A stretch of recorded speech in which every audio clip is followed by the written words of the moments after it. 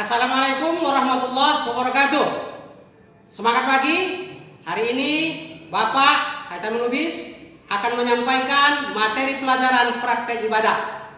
Pelajaran ini sangat penting karena pesan Rasul, di akhirat ada orang yang mempersembahkan amalan sholatnya, tapi amalan sholat itu dicampakkan oleh Allah ke wajahnya.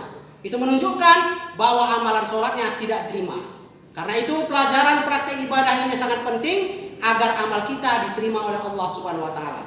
Nah, hari ini yuk kita kembali belajar praktek ibadah dan mari kita lihat video berikutnya. Baik, Bapak akan mulai melanjutkan pelajaran kita. Kalau kemarin Bapak hanya menyampaikan tentang azan dan sudah Bapak praktekkan bagaimana azan dalam sholat 5 waktu. Dan sehari ini Bapak akan melanjutkan tentang perbedaan azan sholat subuh dan iqomat ya. Jadi kalau azan biasa itu azan sholat zuhur, azan sholat asar, azan sholat maghrib, azan sholat isya itu tidak ada perbedaan. Tapi tentang masalah azan sholat subuh ada perbedaan, yaitu tentang lafaz as-sholatu khairum minan naum. Jadi lafaz azan sholat subuh itu seperti ini. Hayya 'alas shalah,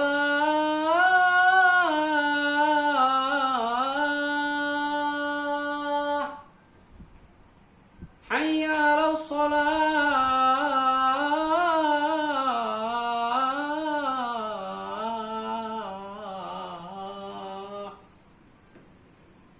hayya 'alal falah.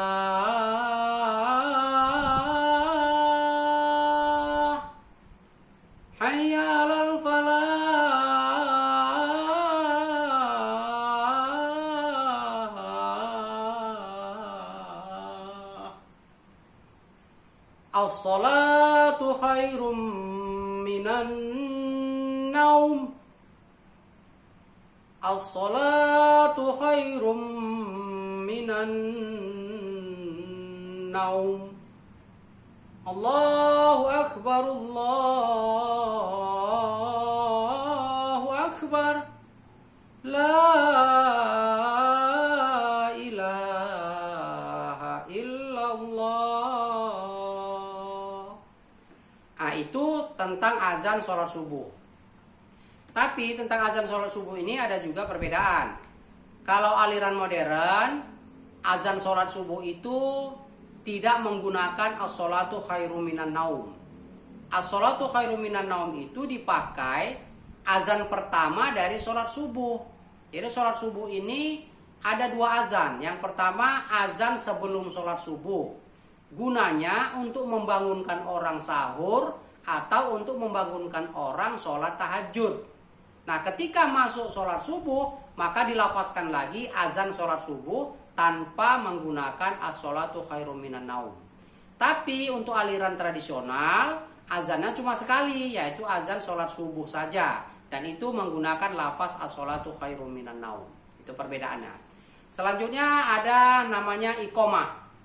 Jadi sesudah azan, orang akan melakukan sholat sunnah, yaitu sholat rawatib ya, ba'diyah atau qobliyah. Nah, sesudah melakukan sholat sunnah itu, sunat rawatib itu, maka akan diadakan qomat atau iqomat, menandakan waktu sholat segera dimulai. Tapi kalau azan itu menandakan waktu sholat sudah masuk, atau menandakan ajakan untuk melakukan sholat berjamaah. Jadi kalau iqomah menandakan sholat akan segera dimulai. Dan lafaz iqomah itu adalah seperti ini. Allahu akbar, Allahu akbar. Asyhadu la ilaha illallah. Asyhadu anna Muhammadar Rasulullah. Hayya 'alas shalah, hayya 'alal falah. Qad qamatis shalah, qad qamatis shalah. Allahu akbar, Allahu akbar. La ilaha illallah. Jadi kalau lafaz iqomat itu ada tambahan. Sesudah hayya 'alas shalah, sesudah hayya 'alal falah, maka qad qamatis shalah, qad qamatis shalah. Ayo segera kita mendirikan sholat. Itu artinya. Nah, sekarang jadi masalah, kapankah berdiri para makmum atau imam maju memimpin sholat, di lafaz mana mereka berdiri? Ada dua pendapat. Yang pertama, ketika dilafazkan hayya 'alas sholah, ayo kita sholat, nah, imam langsung berdiri dan maju memimpin sholat berjamaah, dan para jamaah pun berdiri untuk mengikuti imam dalam sholat berjamaah.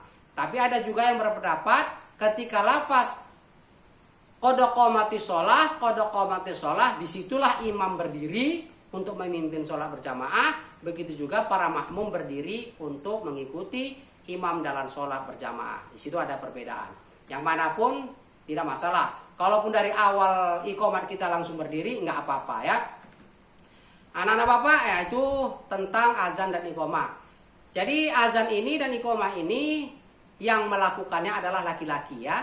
Kalau ada laki-laki. Tapi kalau seandainya tidak ada laki-laki dan jamaah sholat itu adalah perempuan, azan tidak dilafazkan oleh perempuan, tapi iqamah dilafazkan oleh perempuan yang akan melakukan sholat berjamaah sesama perempuan saja.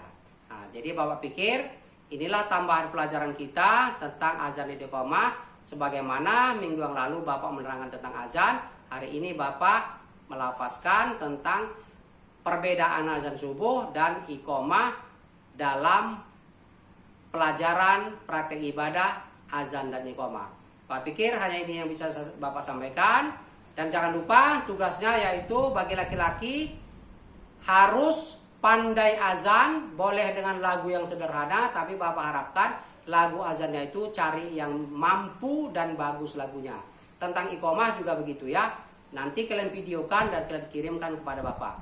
Baik, assalamualaikum warahmatullahi wabarakatuh.